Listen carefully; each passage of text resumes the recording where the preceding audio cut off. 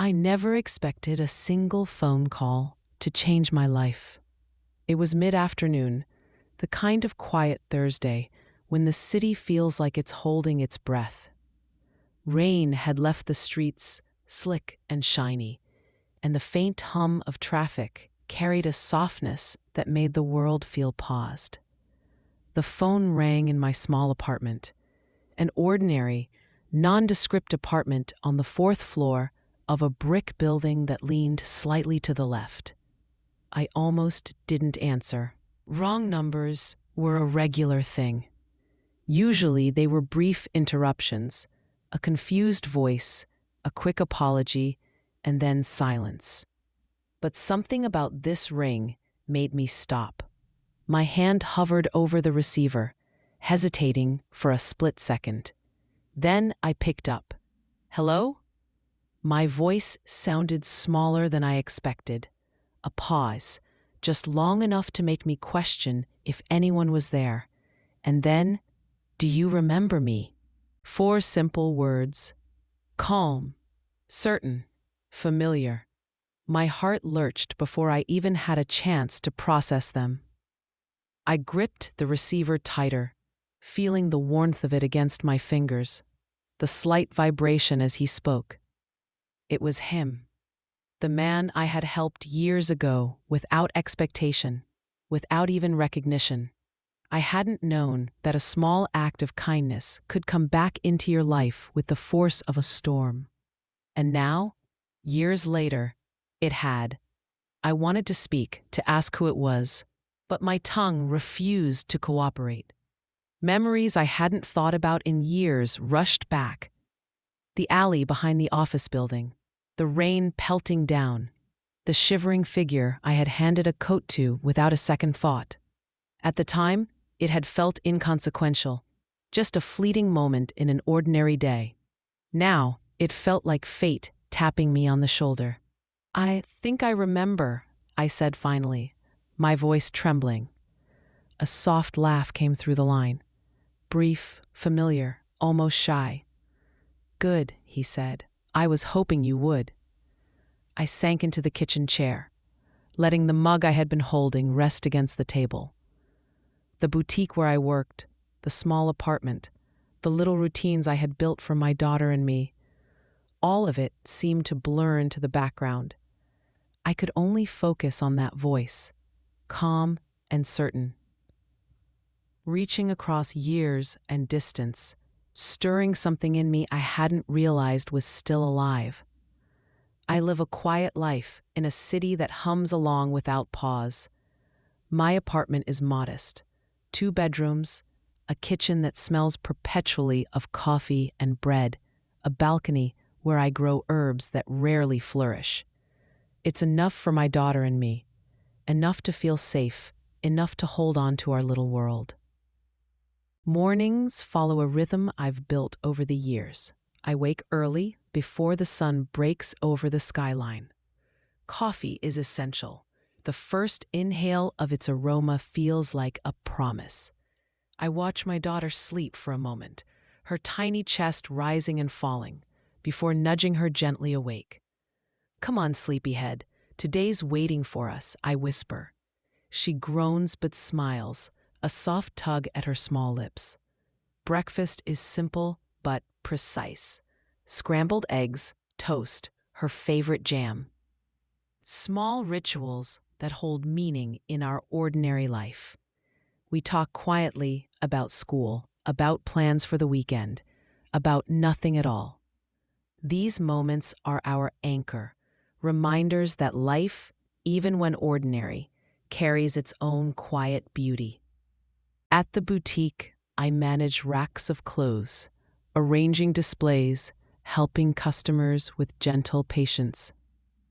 I believe in the importance of small acts, a smile to a stranger, a kind word to a hurried mother, attention to detail in a folded garment. These are my contributions to the world, little pieces of care I can control in an otherwise unpredictable life. And yet, there's a quiet ache, a gentle, persistent longing I can't quite name. Sometimes, I catch myself watching strangers on the street, wondering if their lives are lighter, brighter, somehow fuller than mine. I tell myself it's just curiosity, but deep down, I know it's hope disguised as observation.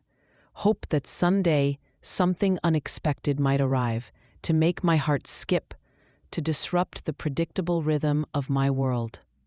I am kind, honest, reliable. These are my values, the compass I live by. But kindness is not armor against loneliness. Nights can be the hardest when the apartment grows still, the city sounds muted, and the world outside feels distant. I curl up by the window, watching the streetlights flicker over wet pavement, and wonder if life has more to offer than the quiet routines we cling to. That Thursday began like any other. I had walked the familiar streets to the boutique, smiling at the barista who knew my order, exchanging greetings with neighbors in the hall, humming softly to myself. Yet when the phone rang, the ordinary became extraordinary. I lifted the receiver without thinking. "Hello? Do you remember me?" The voice had an odd familiarity, a cadence I couldn't ignore. My mind raced, trying to place it, trying to ignore the sudden thrum in my chest. It was strange, a combination of fear and recognition. Then it hit me. I did remember. A memory of rain, of giving, of a kindness rendered without expectation. "I think I remember," I said, barely above a whisper. The laugh that followed was soft but unmistakable. "Good. I was hoping you would." Time seemed to slow. I gripped the phone like a lifeline, the boutique around me fading into a blur. My world, modest, ordinary, steady, suddenly felt like a fragile thing, ready to tilt. I went home that evening and made tea. My daughter did her homework. I tried to focus, but my thoughts kept drifting back to the voice. Calm, certain, familiar. That single question, "Do you remember me?" had pierced the ordinary like sunlight through clouds, illuminating a part of me I had long forgotten. Back then, I thought I had everything figured out. My apartment, my routines, my daughter, my job. These were my anchors. But a single voice, a single phone call, was about to show me how little I truly knew about the life waiting just beyond the quiet walls I had built around us. Sometimes, wrong numbers aren't wrong at all. That night, after tucking my daughter into bed, I replayed the voice in my head. The rain had stopped, leaving the city washed clean and shimmering under streetlights. I didn't know what would come next. I didn't know if I should answer the call again, but I felt it, a quiet certainty that my life was about to change in ways I could not yet imagine, and I couldn't wait to see how. The next morning, the city greeted me with a quiet sun that had just begun to warm the streets. There was something almost tender about it, a reminder that life moves forward, even when your heart feels caught in a single memory. I brewed coffee slowly, letting the aroma fill the apartment, and for a moment, I allowed myself to imagine the conversation that might follow. I tried to push it aside. I had routines, responsibilities, a daughter who depended on me. I didn't have room for distractions, for mysterious phone calls from voices that carried the weight of the past. But reality is rarely that cooperative. The boutique was busy that day. Customers drifted in, some familiar, some strangers. A young mother carrying her toddler smiled at me, complimenting the arrangement of sweaters on the rack. "You have such a good eye," she said, and I felt a small warmth bloom inside. It was moments like this that reminded me why I loved my work. Not because it was glamorous or fulfilling in a worldly sense, but because it allowed me to connect, even briefly, with people whose lives brushed against mine like passing seasons. And yet, all I could think about was that voice. When my lunch break came, I sat on the edge of the park across the street. I sipped lukewarm tea from the thermos I always carried and watched people walking by. Fathers holding hands with children, friends laughing at something invisible to me, couples whispering to each other in a language only they understood. I felt both comforted and painfully aware of what I had never allowed myself. The longing for connection beyond the small circle of my life. I remembered the night of the phone call. I replayed that evening. After closing the boutique, I walked slowly home. The streets were wet from another passing drizzle. Puddles reflected neon signs and the lights of passing cars. I let my shoes splash in them deliberately, enjoying the small rebellion against the careful, controlled life I usually led. My mind wandered back to the voice, to the question, "Do you remember me?" I remembered him, not as a stranger, but as a man whose life had intersected mine in a way I had forgotten. It was years ago, a rainy afternoon in an alley behind my office. He had slipped, nearly losing his footing, and I had handed him my coat without thinking.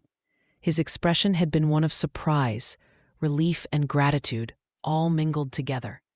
He had barely spoken, a soft "thank you," before disappearing into the crowd. At the time, I thought nothing of it, a kind act, forgotten moments later. But now, that single interaction felt like a hinge upon which destiny had been quietly turning all these years. As I reached my apartment, I noticed the mailbox overflowing with letters and flyers.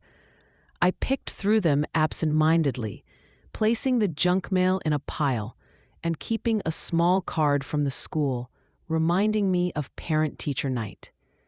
Everyday life continued, relentless and indifferent. Yet my heart thumped with an urgency that had no place in a schedule or to-do list. Dinner was quiet. My daughter chattered about her day at school, stories of friends and recess, of homework that seemed too easy and too boring. I smiled, encouraged her, nodded. I answered questions, reminded her of chores, and tried to stay grounded in our little world. But even as I tucked her in, turned off the light, and pulled the covers over her small frame, I couldn't shake the sense that everything was about to change. "Tell me," I said cautiously. "I'll explain everything," he said. "But first, can you meet me?" My mind raced. Meet him? Who was he, really, that he could call so casually and assume I would? And yet, a strange sense of inevitability settled over me. Something in my heart, some quiet intuition, told me that this meeting was meant to happen, that it would unravel a story I hadn't even realized I was part of. I spent the day preparing, though I didn't know what I was preparing for. I walked through the boutique slowly, arranging clothes, straightening displays, smiling at customers. Everything was normal, ordinary, and yet, inside, a storm was building. I found myself imagining what he would say, what he would look like, whether he remembered the rain, the coat, the fleeting moment we had shared. By the time I left work, the sky had begun to deepen into evening. Streetlights glimmered off the damp sidewalks, cars hummed softly, and the city was alive in ways both familiar and alien. I held the phone in my hand, imagining that if I followed the number, if I answered the invitation, I might step into a story far larger than the one I had been living. I didn't know yet that life had a way of surprising even the most cautious hearts. That sometimes the smallest acts, the ones we forget, return to us like echoes, louder and more insistent than anything we could have imagined. As I climbed the stairs to my apartment, the smell of rain and asphalt mixed with the faint aroma of coffee from my kitchen. I sat down, placed the phone on the table, and stared at it as though it might speak to me again without being lifted. And deep inside I felt it, the quiet certainty that everything was about to change. I dressed simply, in the soft colors that mirrored my calm mornings, a beige blouse, jeans, and a worn scarf that carried the faint scent of my daughter's shampoo. It was strange to feel nervous for a meeting with someone I didn't know in the present, yet had known so long ago in memory. I rehearsed questions in my head, though I suspected none of them would matter once I saw him. The cafe where he had asked to meet was small, tucked into a quiet corner of the city. The smell of fresh bread and coffee hung in the air. I arrived early, ordering a cup of tea to steady my nerves. I watched the door, noticing how the rain had left a sheen on the sidewalk outside, how people passed by with umbrellas and hurried steps, how the city moved on, oblivious to the invisible thread pulling me forward. And then he walked in. He wasn't the kind of man you notice immediately, not in a dramatic storybook way. But the moment he crossed the threshold, there was an unmistakable presence. Calm, measured, and quietly commanding. He scanned the room, and when his gaze landed on me, something shifted. A recognition that didn't need explanation. My breath caught. "I wasn't sure you'd come," he said softly, approaching the table. His voice carried the same warmth I remembered, the same subtle certainty. I faltered, unsure of what to say. My hands fidgeted with the edge of my scarf, my mind scrambling for composure. "I needed to see why you called." He smiled, a small, almost shy movement, and sat down across from me. "I wanted to thank you, truly, and to ask for something I can't do alone." I leaned back slightly, trying to measure the weight of his words. There was no arrogance, no overt display of wealth or power, just an honesty that was both disarming and compelling. And in that honesty, I felt a strange, fluttering hope. We talked quietly, first about nothing at all. The weather, the city, small banalities that kept the initial tension at bay. He asked me about my life, about work, about my daughter. I answered carefully, revealing just enough to feel real, yet protecting the tiny universe I had built. He listened, really listened, and in that attentiveness, I felt seen in a way I hadn't experienced in years. There was an easy rhythm to our conversation, a cadence that felt natural, yet charged with the electricity of memory. I noticed small things, the way he brushed a stray lock of hair from his forehead, the subtle way his eyes softened when he smiled, the faint scent of cedar and leather that seemed to cling to him. Each detail grounded me, made the moment feel intimate, cinematic, and yet terrifying in its quiet intensity. At some point, he reached across the table, just barely touching my hand as he emphasized a point. The contact was brief, almost imperceptible, yet it sent a warmth through me that I couldn't ignore. I glanced down at my hand and then up, meeting his eyes. There was understanding there, unspoken, that went beyond words. Time moved differently in his presence. The world outside the cafe seemed to blur, distant and unimportant. For a moment, all my worries, bills, routines, responsibilities, the constant balancing act of my ordinary life, fell away. I was suspended in this fragile bubble of connection, in the weight of recognition and the subtle thrill of the unknown. It was the choice, You didn't have to, and yet you did. That, that meant something. I wanted to laugh, to dismiss it as nostalgia or sentimentality. Instead, I felt a lump in my throat and nodded. I didn't know it mattered, I admitted softly.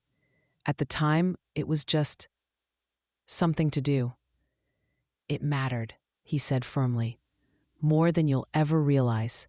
And now, I need your help in a way that I can't manage alone. His request was vague, deliberately so, but the earnestness in his tone, the steady conviction, made me want to trust him. Despite the strangeness, despite the unknown, I realized in that moment that my life, quiet and measured as it had been, was poised on the brink of change. And no matter what he asked, I was ready to step forward. After hours of conversation, the cafe lights dimmed, signaling the evening's approach. We walked out together, umbrellas shielding us from a light drizzle. He offered me a ride, but I shook my head. Walking seemed safer, slower, allowed me to savor the gravity of the day. We didn't hold hands. We didn't exchange promises. But there was a subtle intimacy, a shared understanding that neither of us needed to speak aloud. Something had shifted, quietly, irrevocably. At my apartment door, he paused. The rain had stopped. Streetlights reflected off wet asphalt, shimmering like distant stars. He looked at me, and I saw a flicker of something. Vulnerability, perhaps, or expectation. "Thank you," he said simply, "for remembering, for being here." I nodded, unsure of what to say. My heart raced, a blend of fear and anticipation, and I realized that my life, ordinary, structured, safe, had just been nudged into the unknown. I stepped inside, closing the door behind me. The apartment smelled of coffee and faintly of rain. My daughter was asleep, the small rise and fall of her chest steady and comforting. I placed the phone down, replaying the conversation in my mind. For the first time in years, I felt a mixture of hope and apprehension that I hadn't known I was capable of. And I didn't yet understand how deep this connection would reach, or how it would rewrite everything I thought I knew about myself, my choices, and my life. I went to bed that night with a quiet sense of anticipation. The city outside shimmered under the streetlights, rain-soaked streets reflecting possibilities I had never imagined. Somewhere between memory and destiny, a story had begun, one that would pull me far from the ordinary, challenge every certainty I had, and confront me with a choice I could not yet see. Days after that first phone call and the brief meeting at the cafe passed in a blur of routine, yet everything felt subtly different. Mornings began the same way. The scent of coffee brewing, the hum of the city waking up outside my window, the soft rustle of my daughter's blanket as she shifted in her sleep.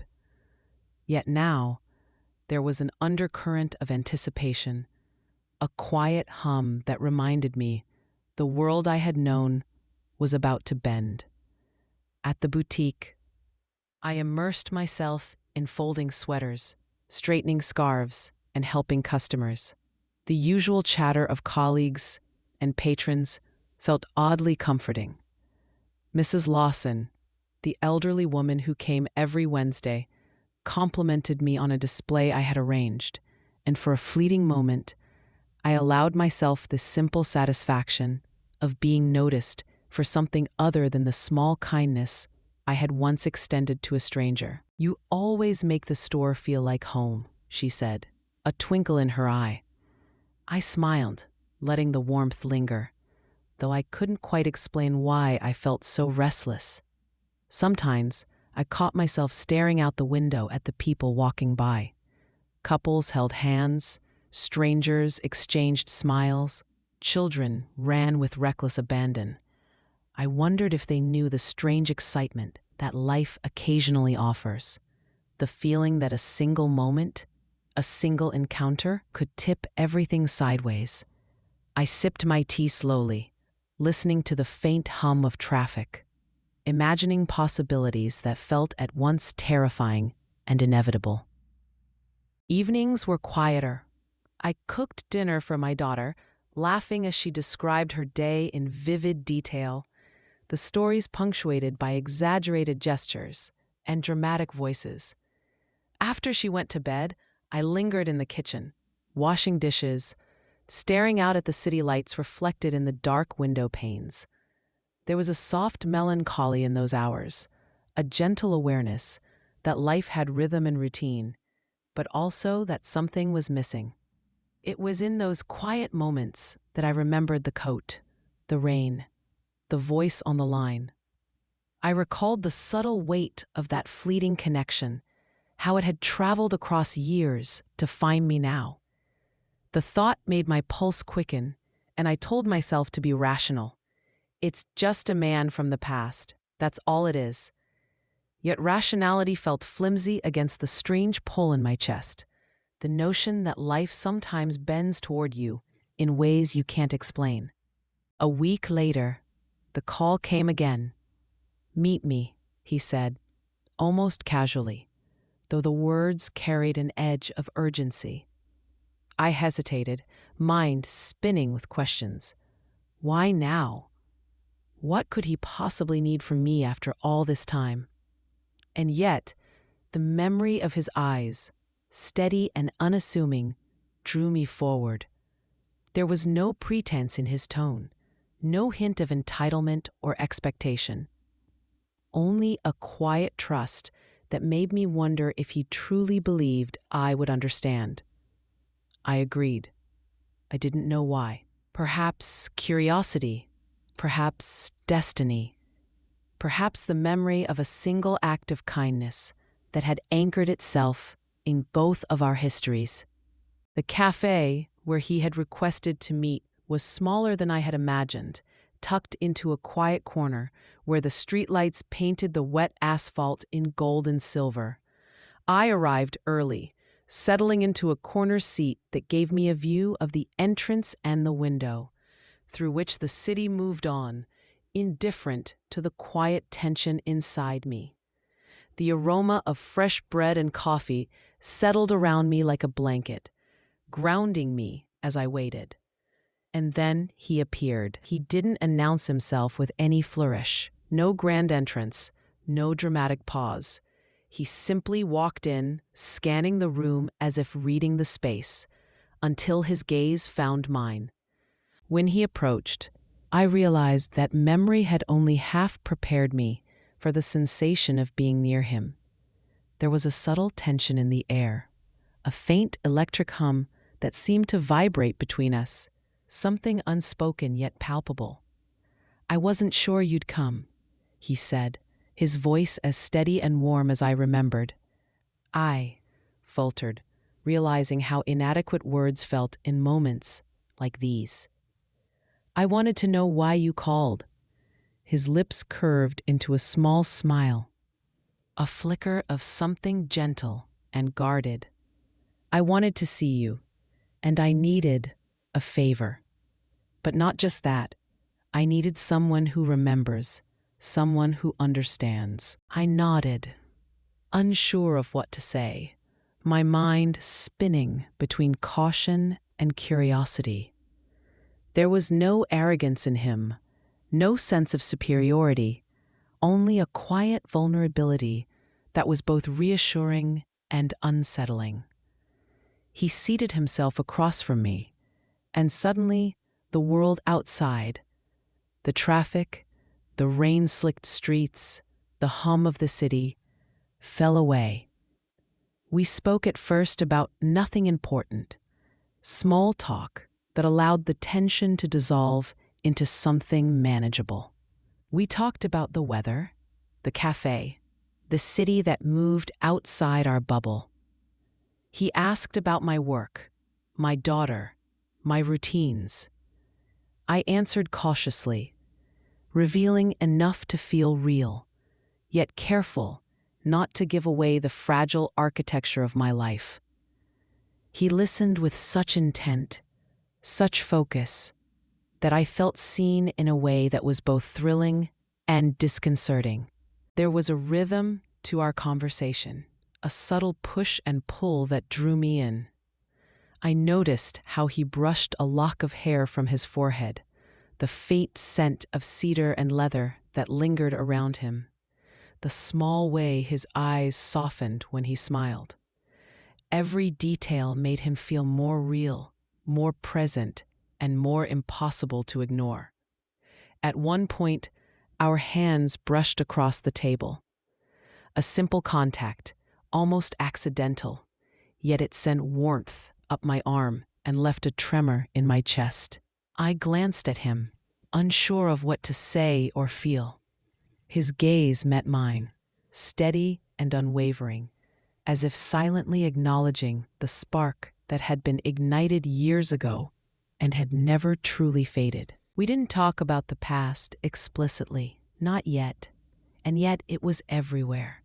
In the pauses, in the unspoken understanding, in the sense that we were two lives connected by a single, seemingly inconsequential act that had changed both of us. When it was time to leave, the drizzle had softened to a mist. We walked together under a shared umbrella, silent but aware of each other's presence. He offered me a ride, but I shook my head. Walking seemed right. A chance to savor the quiet gravity of the day. At my apartment door, he paused. The streetlights reflected off wet asphalt, giving the world a delicate shimmer. He looked at me with a gentle intensity. "Thank you," he said simply, "for remembering, for being here." I nodded, speechless, feeling both grounded and unmoored. That single moment, a look, a word, a shared breath of understanding, signaled a shift in my world. Something quiet but profound had begun. I stepped inside, the apartment smelling faintly of coffee and damp air, my daughter sleeping peacefully. I placed the phone down, replaying the day over and over in my mind. I felt a strange mix of anticipation and apprehension, hope and fear. I didn't know it yet, but life had subtly tilted, and nothing would ever be quite the same.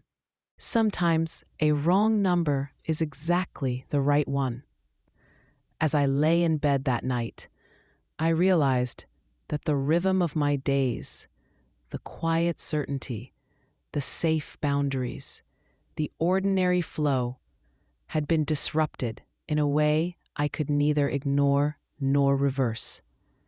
The voice, the meeting, the spark of recognition, it all lingered like the echo of a bell that had been long forgotten.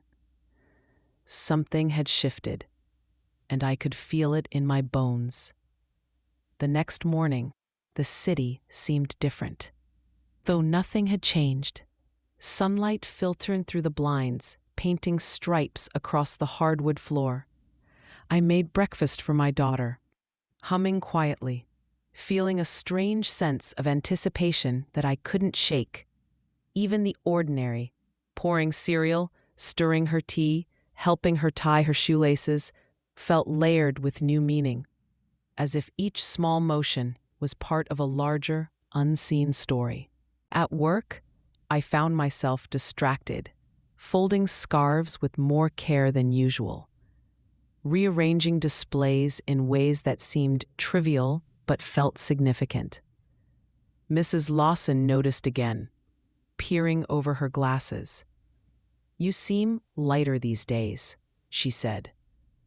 I smiled, unsure whether to laugh or sigh. "Maybe it's the weather," I offered, though my mind was elsewhere entirely.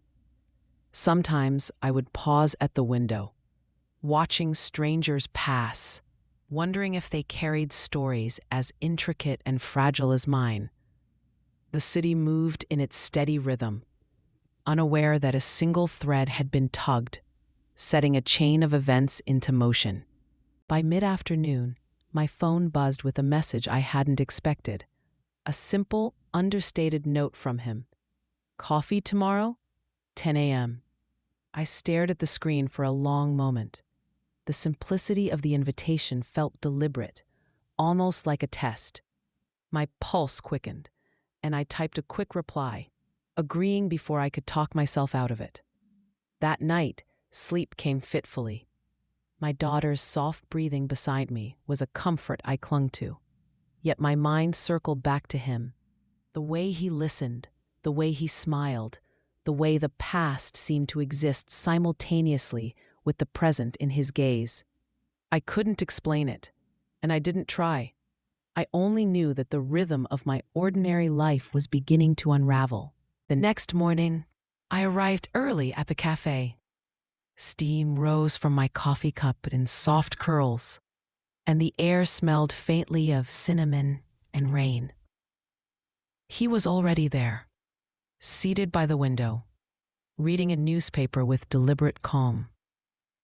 He looked up when I entered, and that same steady, unassuming presence filled the room.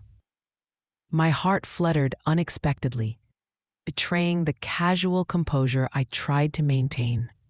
"Good morning," he said, voice low but warm, as if sharing a secret meant only for me.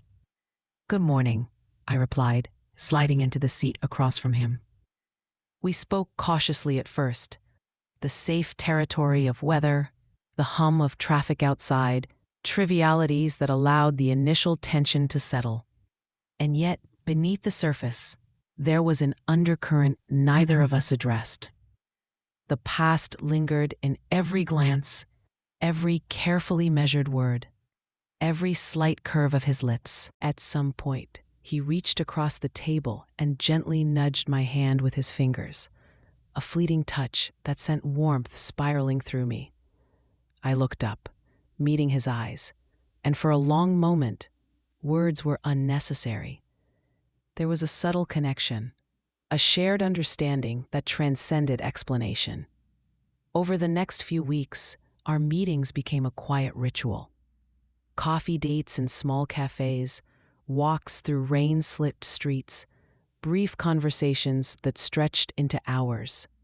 He asked about my daughter, my work, my routines, and I answered with care, revealing fragments of myself, but withholding the entirety, protecting the fragile sanctuary I had built around my ordinary life. He shared pieces of his own story too, though selectively. Not wealth, not power, but small details that hinted at complexity.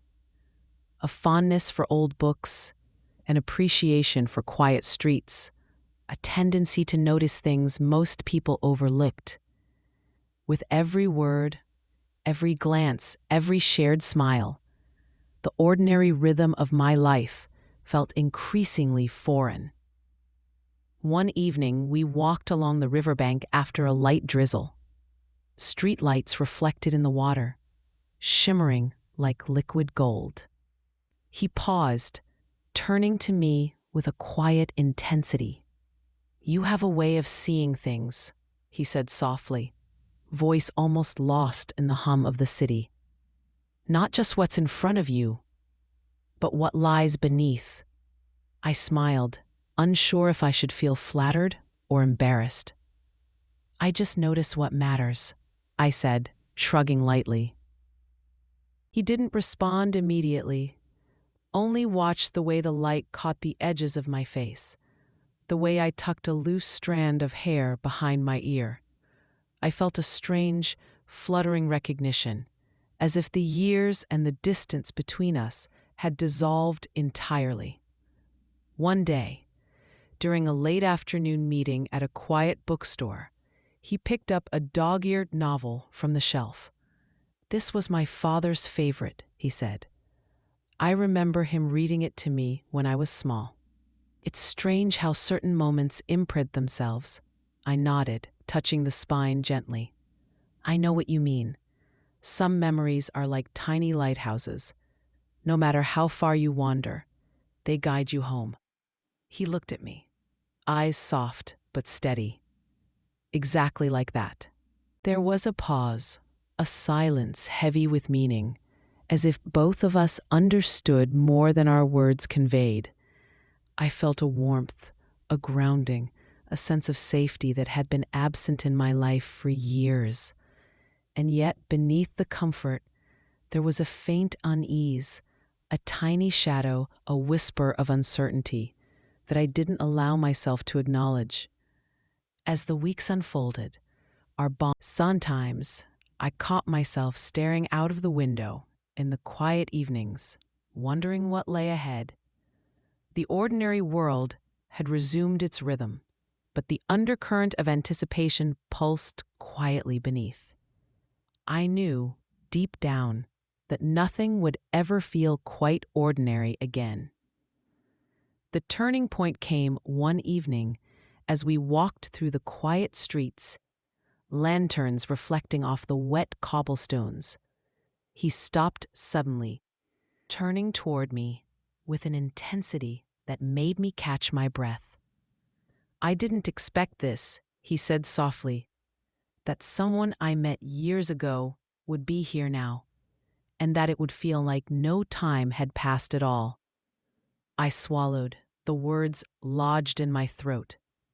"It's strange," I said, "how one small act can ripple across time, isn't it?" He nodded, eyes never leaving mine, more than you realize. In that moment, I felt it, the subtle, undeniable shift. My world, once ordinary and predictable, had begun to bend towards something new, something unknown and yet deeply compelling.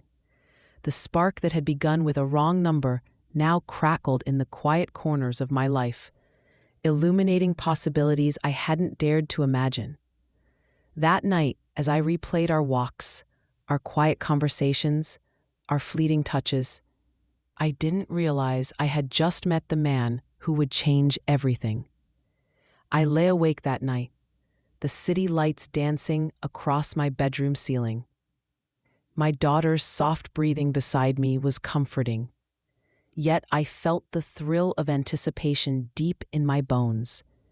Something was coming, something neither of us could yet name. And I knew without doubt that my quiet, ordinary life had shifted forever. The days that followed our walks were marked by a gentle tension, a subtle, almost imperceptible shift in the ordinary rhythm of my life. My daughter noticed it first. She asked me one morning while stirring her cereal, "Mom, why do you smile so much when you're just thinking?"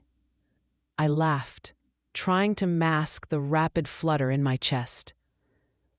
"I'm just happy today, sweetie," I said, brushing a stray lock of hair from my forehead. But even as I spoke, I realized my heart had begun to expand in ways I hadn't anticipated. The mundane tasks of life, making breakfast, folding laundry, sorting mail, now seemed illuminated by the anticipation of our next meeting, our next conversation. At work, I was more present than ever, noticing details I had overlooked before. The way a scarf draped just so on a mannequin, the warmth in a customer's smile, the quiet camaraderie of colleagues sharing their small triumphs. Yet beneath the surface of these ordinary interactions, my mind was elsewhere, retracing the lines of his face, the cadence of his voice, the faint smell of cedar and rain that lingered whenever he was near. One afternoon, as I arranged a display of autumn coats, I received a brief message. "Dinner tonight? Just the two of us. 7 p.m. I hesitated, heart quickening. Dinner with him would take our quiet bond into uncharted territory. I imagined the polished silverware, the subtle candlelight, the hum of soft conversation. I typed a quick reply, affirming my presence, and felt a strange thrill at the simplicity of it. That evening, the restaurant was intimate and understated, tucked away on a quiet street, lined with amber streetlights. He was already there, seated at a corner table, his posture relaxed but attentive. The moment I entered, he rose slightly, offering me a small, unassuming smile that somehow disarmed me entirely. "Good evening," he said, voice low and warm, carrying the faintest trace of amusement. "Good evening," I replied, feeling the familiar flutter in my chest. We spoke over dinner with a rhythm that was both easy and charged. Small talk led to personal revelations. Personal revelations led to laughter, and laughter to moments of shared silence that carried more weight than words ever could. He asked about my childhood, my dreams, my fears, and I answered with a cautious honesty that felt freeing. For the first time in years, I felt entirely seen, not just noticed, but understood. He listened to every word with such focus that it felt as if my thoughts and feelings were precious objects he was handling with care.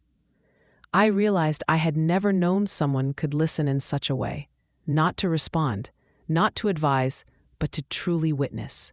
And in his gaze, I felt a rare combination of safety and curiosity, a quiet invitation to reveal more of myself without fear of judgment. As the evening progressed, the restaurant emptied, leaving us alone with soft music and flickering candlelight. He reached across the table, letting his fingers brush against mine. It was a small touch, almost accidental, yet it sent warmth spiraling through me. Our eyes met, and in that moment, words were unnecessary. The air between us thrummed with unspoken understanding, a bond forming quietly, but with undeniable intensity. After dinner, we walked through the streets, the city lights reflecting off the wet pavement from an earlier drizzle. He handed me a small umbrella, though the rain had mostly ceased. The gesture was simple, almost trivial, yet it carried a weight of consideration that made my heart ache. "I feel like I've known you longer than I actually have," he said softly, glancing down at the faint mist clinging to my hair. I smiled, unsure how to respond. Time is funny that way. I murmured, "It stretches, it contracts, and sometimes it skips entirely." He nodded, his expression thoughtful. "Some connections, they aren't bound by the usual rules. They exist outside of time." The words lingered in the damp night air, and I felt an unfamiliar mixture of excitement and apprehension.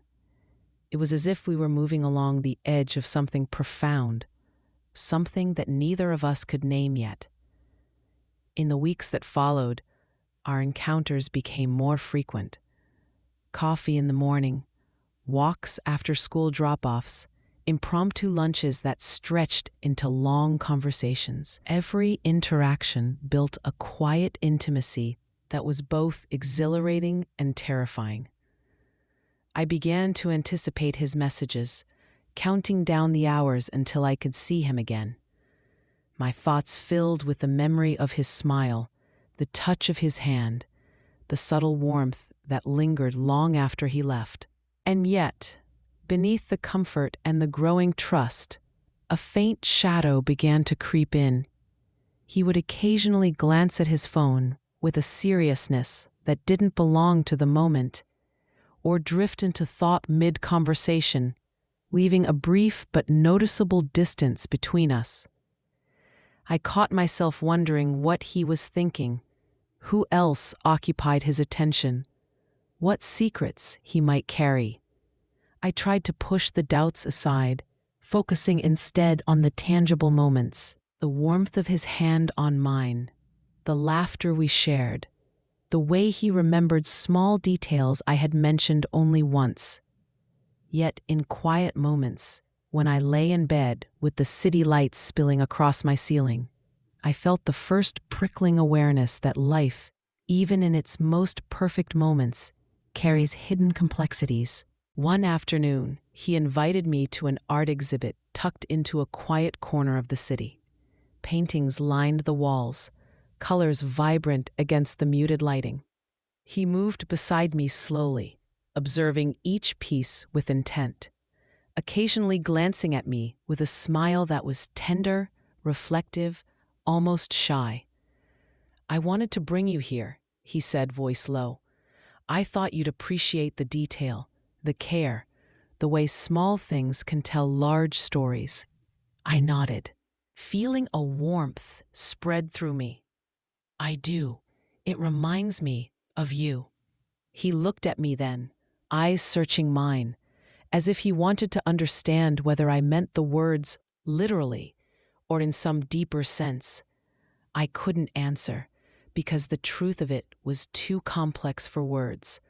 The connection between us was unfolding like a quiet melody, one that had no rush, no destination, only the deep resonance of shared understanding. By the time we parted that evening, the sky was tinged with the pale violet of twilight. He walked me to the door of my apartment, lingering at the threshold as if neither of us wanted to let go. "Tomorrow?" he asked, almost gently. "Yes," I said, though my heart raced. "Tomorrow." He smiled, a small curve of his lips that somehow said everything and nothing all at once. And then he was gone, leaving behind the faint scent of cedar and rain, and the echo of a presence that had begun to fill the quiet corners of my life. That night, as I replayed every moment, the subtle touches, the shared laughter, the words that lingered long after being spoken, I realized that life, as I had known it, was quietly, irrevocably shifting. A connection had been formed, delicate yet insistent, and I felt the first stirrings of hope, of anticipation, and yes, of a dangerous, thrilling vulnerability. The wrong number had become the beginning of everything I hadn't realized I was waiting for. As I lay in bed, the city humming softly outside my window, I understood something unmistakable. My life had tilted ever so slightly, and there was no going back. The ordinary world I had clung to now felt too small, too quiet, too limited. Someone had opened a door I couldn't close, and I had no intention of walking away. Our bond didn't announce itself with fireworks or grand declarations. It settled quietly, almost imperceptibly, into the rhythm of my everyday life. It was in the way he poured cream into my coffee without asking, knowing just how much I liked it. It was in the way his laughter always lingered a second longer, a small echo that seemed to stretch across the room, catching me off guard. The mornings we spent together were simple but sacred. He would arrive while the sun still spilled gold across my kitchen floor, and we would talk in the soft hum of domesticity. The scent of brewing coffee, the clatter of mugs, the rustle of newspaper pages. "You know," he said one morning, carefully folding a crumpled corner of a paper, "there's something comforting about these quiet hours, isn't there?" I nodded, stirring my coffee slowly, feeling warmth not only in my hands, but in the space between us. It's peaceful, a little slice of normalcy, even if the world outside is chaotic. He smiled, and for a moment, the entire kitchen seemed to glow, not from the morning sun, but from the presence of him beside me. Our walks after school became a kind of ritual. My daughter would chatter about her day, and he would listen with genuine interest, kneeling occasionally to examine a particularly fascinating bug she discovered, or laughing softly at her jokes. I noticed how effortlessly he fit into our small, ordinary lives, not as someone who dominated or disrupted, but as someone who simply belonged. One afternoon, As we strolled through the park, he stopped to pick up a fallen leaf, turning it over in his fingers. "Isn't it strange," he mused, "how something so simple can hold an entire story?" I glanced at him, intrigued. "What do you mean?" He shrugged, tucking the leaf into his coat pocket. "A leaf tells you about the tree it came from, the season it grew in, the sun and wind it's felt. Everything carries a story, even people." His words struck me.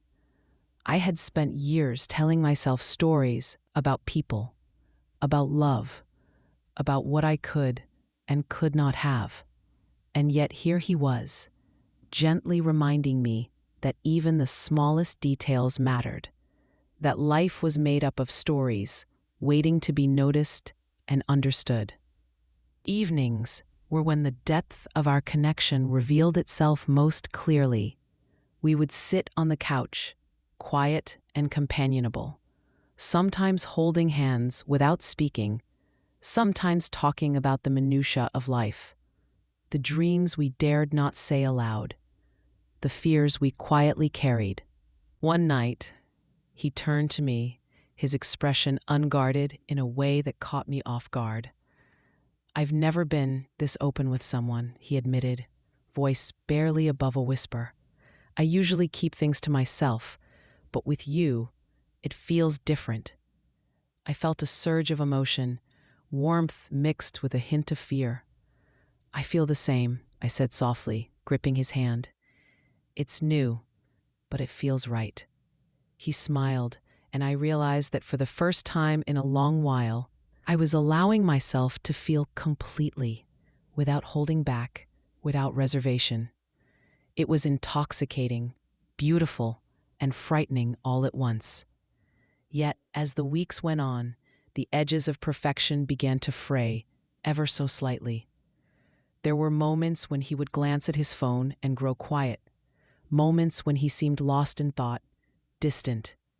I tried to dismiss these tiny cracks, convincing myself that everyone has their private worries, their hidden burdens. But intuition is a stubborn companion. I began noticing patterns, the way his smile would falter when I asked about his day, the way he would sometimes drift into silence mid-conversation. It wasn't anything I could put my finger on, not yet, but it was enough to unsettle the fragile sense of security I had begun to build around him. One rainy evening, we found ourselves sharing an umbrella, huddled close as the world around us blurred into a watercolor of gray and gold reflections. He was unusually quiet, staring at the pavement with a faraway expression. I nudged him gently. "You're thinking too hard," I said. He looked at me then, eyes clouded with something unspoken. "I'm just trying to figure out how to be the right person for someone like you." My heart clenched at the words. "You are," I whispered, though a small, inexplicable doubt gnawed at me. "You already are." He smiled faintly, but there was a weight behind it, a shadow I couldn't reach. The tension was subtle, almost imperceptible, yet it hung between us, pressing against the warmth we had cultivated so carefully. Moments of intimacy continued to flourish despite the unease. He would send me texts during the day, small, seemingly trivial messages, but they carried a tenderness that made my pulse quicken. "Thinking of you," one would read. "Can't wait to see you tonight." And yet, even these gestures were tinged with something I couldn't name. Sometimes I would notice him typing, then deleting messages, a flicker of uncertainty passing across his face. I would catch him staring at a distant point, as if grappling with something too heavy to voice. Still, the magnetic pull between us was undeniable. We shared quiet dinners, lingering touches, and gentle laughter. He would leave little notes in my coat pocket or small bouquets of wildflowers tucked into the pages of my favorite books. Every gesture, however small, deepened the invisible tether that bound us together. There was one evening I'll never forget. We sat on the balcony of my apartment, the city sprawling beneath us in lights that seemed almost like stars fallen to earth. He poured us glasses of wine, the clink of crystal, a comforting counterpoint to the night. "I like this," he said quietly, raising his glass.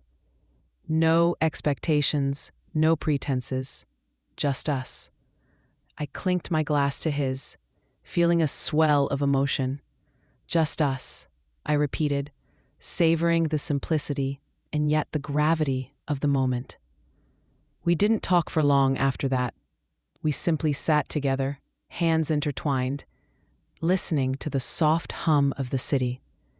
And for a fleeting, perfect moment, it felt as if nothing else existed, as if the world had condensed into the space between our fingers, our breaths, our hearts. But even in that perfection, the first real whispers of unease crept in.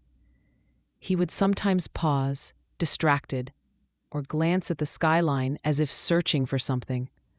A text would appear on his phone, and he would quickly tuck it away. There were moments when the light in his eyes dimmed slightly, as if a secret lay just beyond reach. And in those quiet instances, I felt the first tremors of an unfamiliar anxiety. I wanted to trust him, to immerse myself fully in what we had. But deep down, I sensed that something remained hidden, a truth lurking beneath the surface, waiting for the right moment to emerge. I wanted to believe that everything was fine, that our bond was unbreakable, and that the quiet intimacy we shared could withstand anything. But late at night, as I lay in bed, listening to the rain tap against my window, I couldn't shake the feeling that life, even in its most beautiful moments, has a way of revealing the unexpected. And sometimes, the most perfect love carries the seeds of heartbreak. As I drifted to sleep, I realized that my life had changed irrevocably. The wrong number, the chance encounter, the slow weaving of trust and intimacy, all of it had led me to this point. And yet, beneath the comfort and warmth, I felt the first undeniable hint of tension, the subtle warning that not everything was as simple as it seemed. The days that followed seemed almost suspended in a golden haze. Every glance he gave me carried a warmth I had only dreamed of. Every small touch sent shivers down my spine. I found myself waiting for his messages, replaying our shared moments, memorizing the way his laugh filled a room, how his eyes softened when he looked at my daughter. It was intoxicating, a quiet high that made even the mundane sparkle.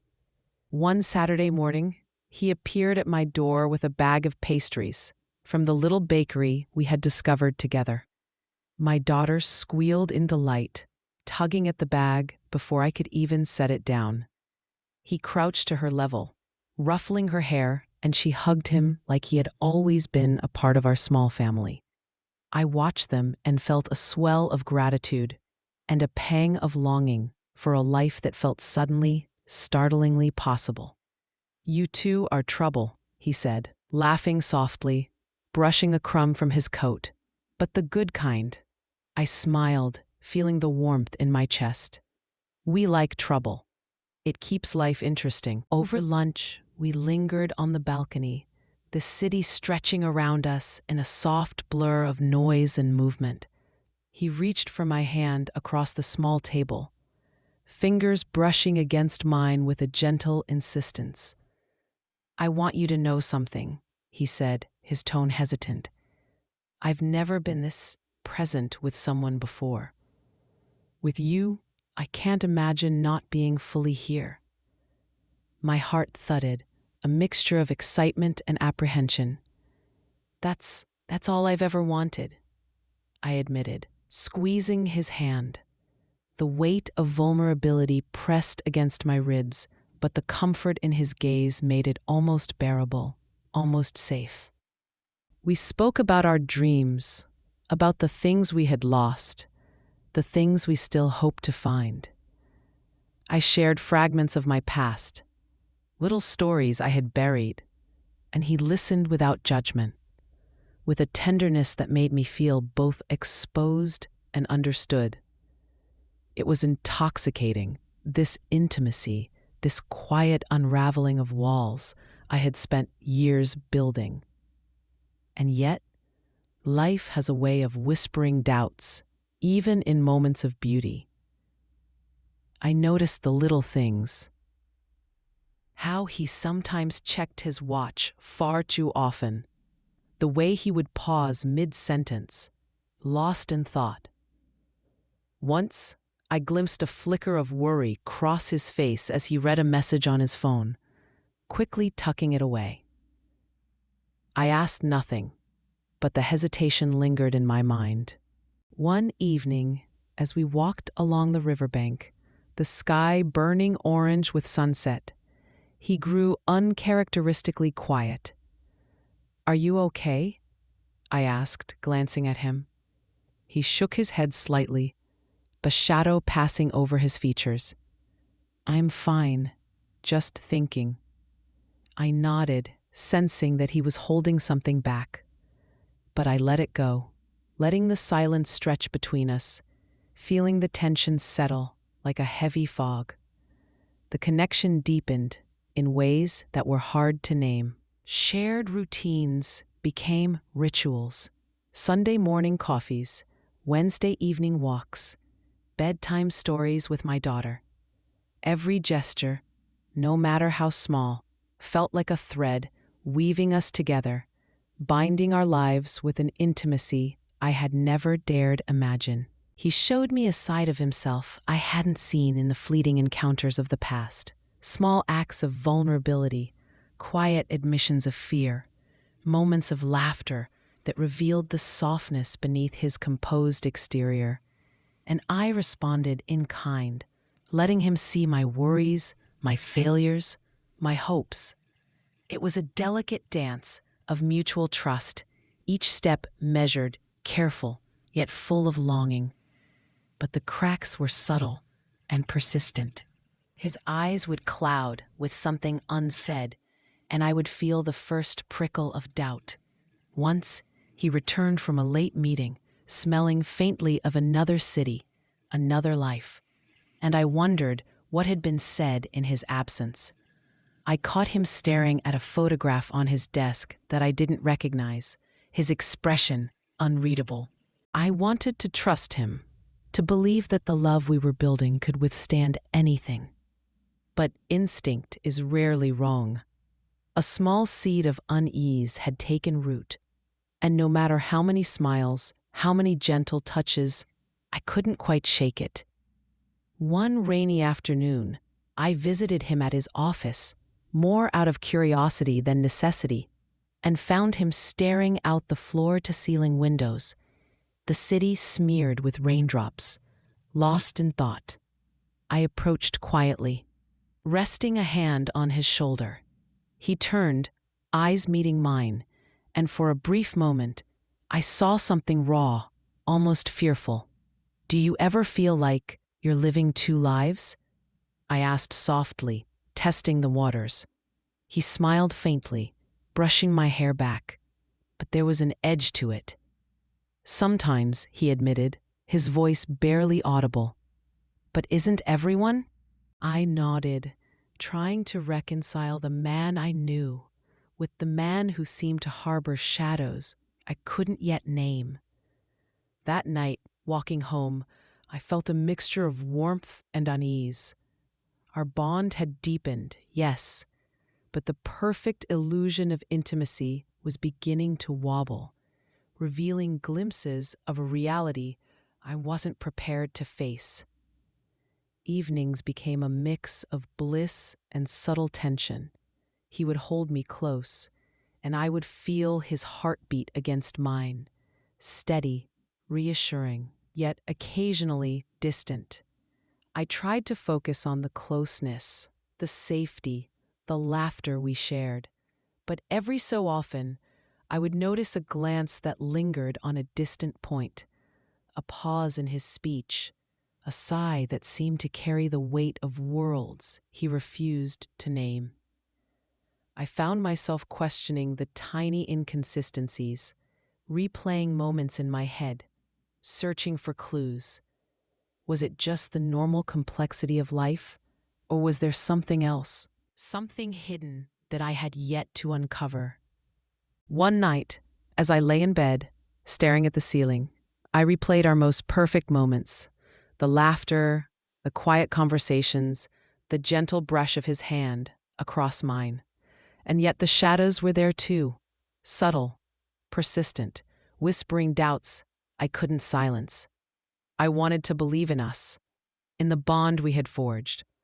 But deep down, a quiet alarm had started ringing. Something was off, something I couldn't yet name. And the thought filled me with a mixture of anticipation and dread, as if the very thing I had longed for might also be the source of my greatest heartbreak. The love we shared felt fragile, delicate, and beautiful, a flame flickering in the wind. I could sense that the story was on the cusp of change, that the intimacy we had built was about to collide with truths yet unknown. And though I tried to ignore it, I could no longer dismiss the feeling that something was coming, something that would test every thread of our connection. It started with small things, tiny fissures in the foundation of what I thought was perfect. He began answering my calls later than usual, his messages clipped, distant. When we met, his laughter felt forced, his touch distracted. One afternoon, I found him staring at a blank page on his laptop for minutes, jaw tight, eyes clouded, as if wrestling with a storm no one could see. I tried to ignore it at first. I told myself it was stress, a busy schedule, a life more complicated than mine. But my heart knew differently. That gnawing unease refused to be silenced, a subtle alarm I could not dismiss. Then came the day that broke my fragile trust. I had stopped by his office unannounced, something in me urging me to simply be near him. He was seated at the far end of the room, a drink untouched on the desk. His phone vibrated, and for a fleeting moment, his hand hesitated. Curiosity and a growing dread compelled me closer. The screen lit up. A name flashed that was not mine. A woman's name. My stomach sank, twisting painfully as disbelief hit. I froze, staring at the message, reading it over and over, hoping it was some mistake. It wasn't. The confrontation that followed was quiet, terrifying in its intimacy. I didn't shout. I didn't throw accusations. I just said, softly, almost trembling, "Who is she?" He didn't flinch. He didn't reach for me. He simply looked down, the mask of calm slipping to reveal something raw and unguarded. It's complicated," he admitted, voice low, almost regretful. "Complicated?" I echoed, hurt sharpening every syllable. "We shared everything. You let me in, and it's complicated?" He said nothing. The silence was louder than any words, filled with all the betrayal I hadn't wanted to believe. The days that followed were a haze of emptiness. I walked through my apartment as if it belonged to someone else, touching things that felt alien. The mug where he once left lipstick smudges, the blanket we shared on rainy nights. Photographs that captured laughter now turned brittle. Even my daughter noticed the shift, her small hand holding mine as we moved through quiet evenings. I couldn't eat. I couldn't sleep. Every familiar sound, the hum of the refrigerator, the distant chatter of neighbors, the soft wind brushing against the window, reminded me of him, of the illusion we had built together. The city that once seemed vibrant and welcoming now felt cold distant, like a reflection of my fractured heart. I replayed every moment, searching for signs I had missed. The fleeting glances, the hidden phone calls, the shadows behind his eyes, pieces of a puzzle that had formed a picture I was not ready to accept. I remembered the first time we met, the way he had made me feel safe and seen, and I questioned myself. Had I imagined it all? Was every gentle touch, every laugh, every whispered word just part of a performance I had wanted to believe in? The realization cut deep. Love, I understood now, could be both intoxicating and deceiving. One night, I found myself on the balcony, the city stretched before me like a dark ocean of lights. I thought of the man who had held my hand, who had whispered promises I had clung to like lifelines. I thought of the messages, the silences, the truths hidden behind smiles. My tears fell, not in anger, but in disbelief. The world felt unbearably heavy, and yet, in that unbearable weight, a tiny ember of clarity flickered.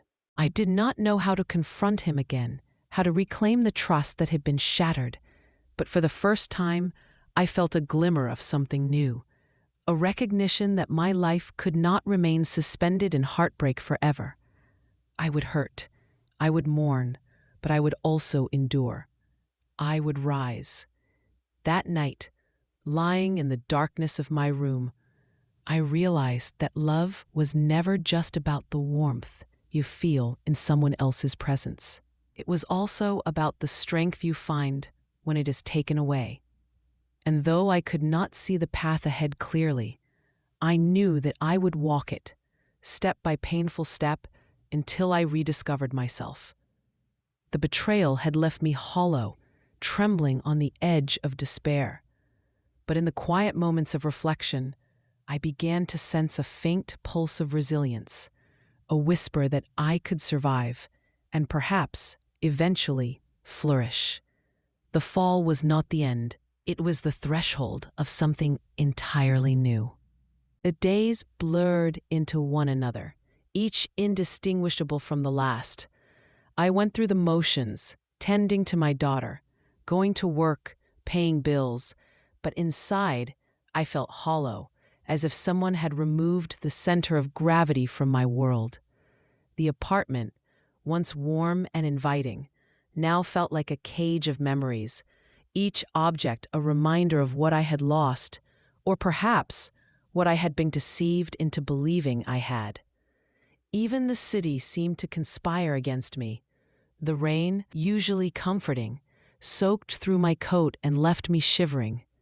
The streets smelled of asphalt and coffee, mundane scents that now carried a weight of grief. I passed the small cafe where we had shared our first breakfast together, and my stomach nodded. I didn't enter. I couldn't. The memory was too sharp, too alive. At work, I threw myself into routine. The mundane tasks, answering calls, filing documents, preparing coffee, became a refuge from my thoughts. But even there, I felt the echoes of his presence. My hand would pause mid-action, my mind wandering to what he might be doing at that very moment. Did he think of me? Did he even remember the moments we had shared? Or had they been erased, replaced by another reality that didn't include me? Late one evening, after everyone had left, I lingered by the window, watching the city lights flicker. The silence pressed against me, yet in it, I felt something stir, a small, almost imperceptible pulse of determination. I realized that my despair, though heavy, was not eternal. Somewhere deep within, a fragile ember of strength remained. I started to notice the little things that reminded me of life beyond heartbreak. A bird perched on the windowsill, its wings catching the last golden light of sunset. A stranger offering a smile in passing.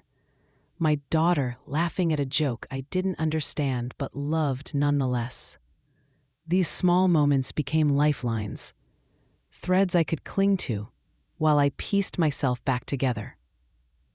One evening, I found myself walking through the park near my apartment. The air smelled of wet earth and fallen leaves.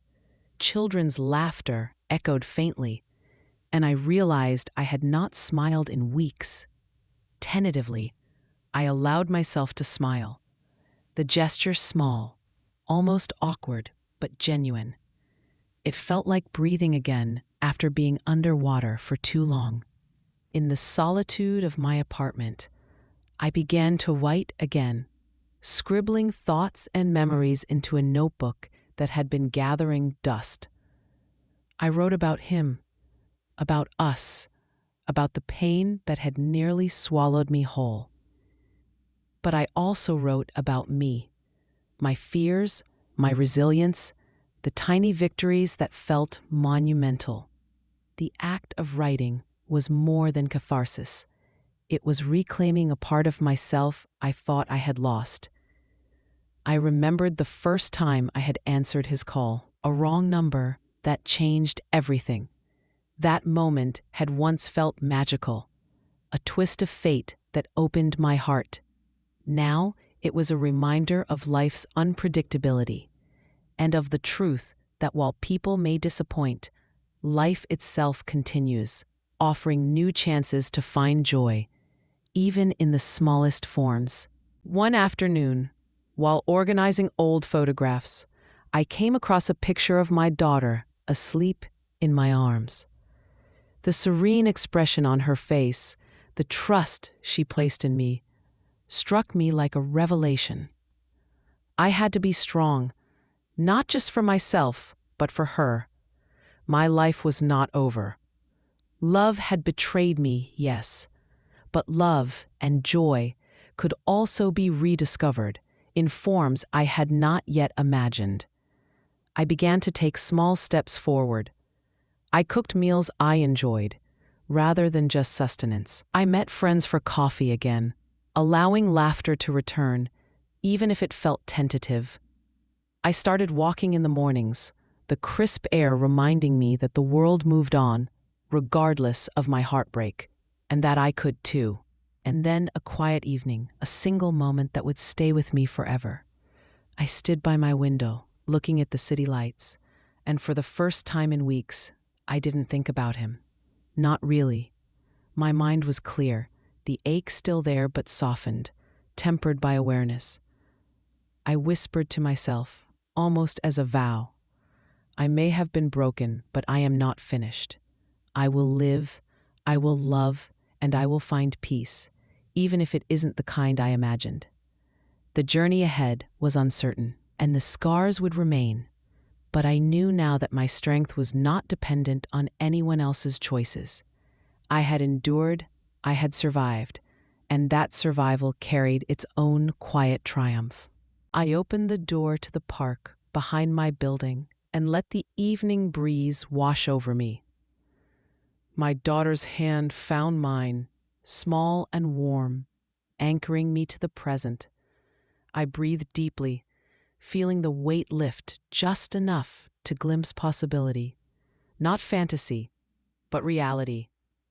A life rebuilt. And in that moment, I understood something profound. Happiness isn't about avoiding heartbreak. It's about rising despite it. The first days after everything ended were heavy with silence. My apartment felt impossibly still, each corner a monument to the life I had imagined, but that never truly existed. I would sit at the kitchen table, my hands wrapped around a lukewarm cup of coffee, staring at the chipped paint on the walls, noticing every imperfection for the first time. Even the sunlight streaming through the window felt too bright, too honest, revealing all the cracks I had tried to ignore. I barely spoke, and when I did, my words sounded hollow, as though I were testing whether my voice still belonged to me. My daughter sensed it immediately. She would peek at me from across the room, her small eyes filled with questions she could not yet articulate.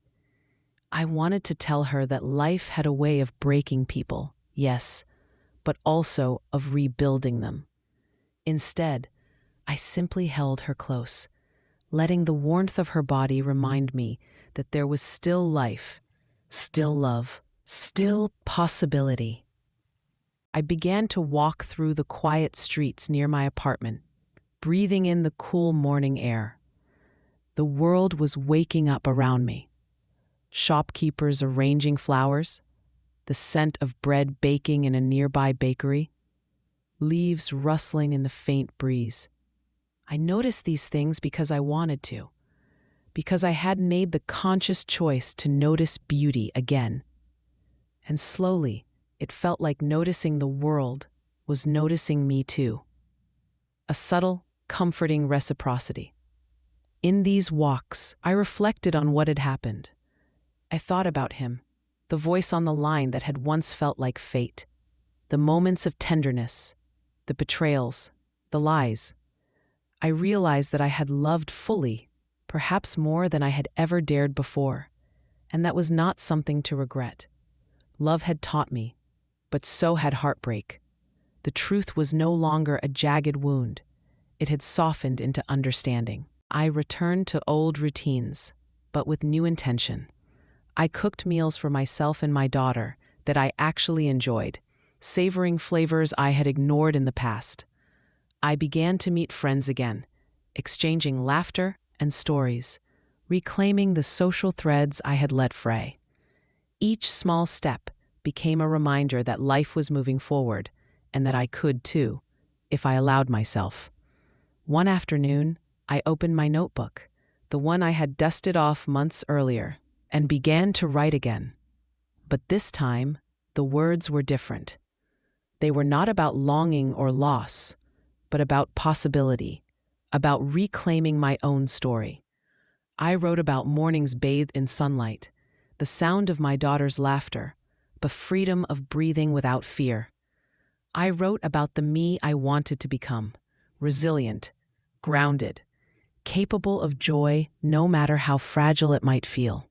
The act of reflection brought clarity. I realized that I had been living in someone else's shadow, measuring my worth by their actions, their approval, their affection. Now I measured it by my own resilience, my own choices. The betrayal that had once seemed like a storm had in fact become a teacher. It had forced me to confront what I truly valued, what I could endure, and what I could allow myself to dream of next. It was in this quiet, introspective space that I began to notice life's small miracles again. The way the sunlight filtered through the trees in the park, how a stranger's smile could brighten a moment, the softness of my daughter's hair as she leaned against me. These were not grand epiphanies, but they were enough to remind me that healing is gradual and often unnoticed until one day you realize you have arrived somewhere new, somewhere stronger.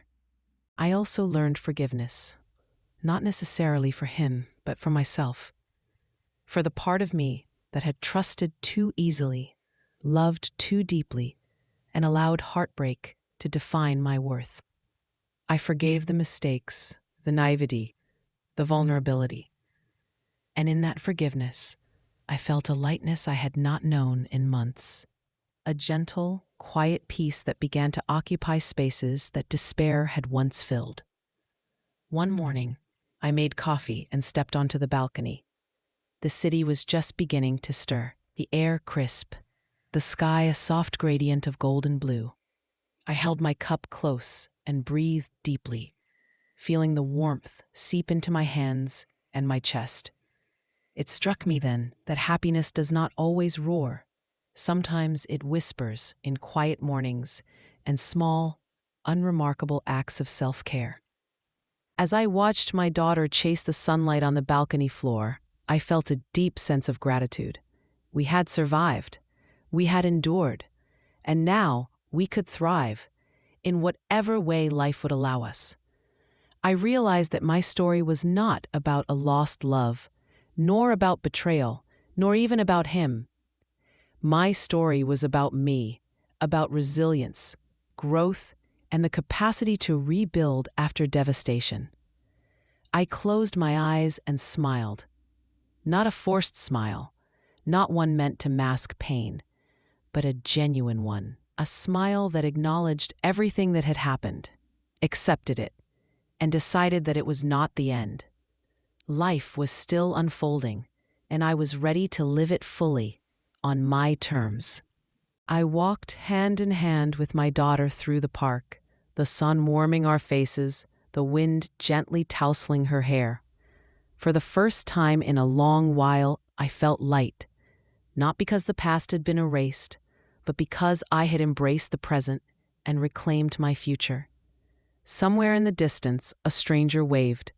I smiled back, a simple gesture of connection and life.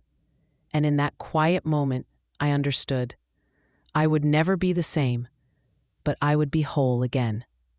I stood on the balcony one last time that evening, the city lights twinkling like 1,000 tiny stars beneath me. My daughter's laughter floated from the living room, warm and unrestrained, reminding me that life, messy, unpredictable, and beautiful, goes on.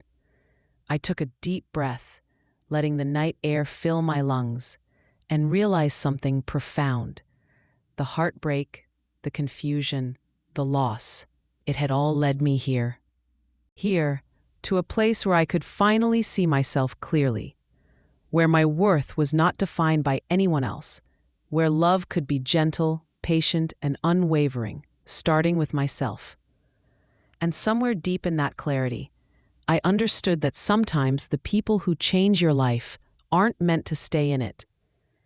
Some teach you how to rise, how to forgive, how to reclaim your own story. I smiled, not because everything was perfect, but because I was whole again.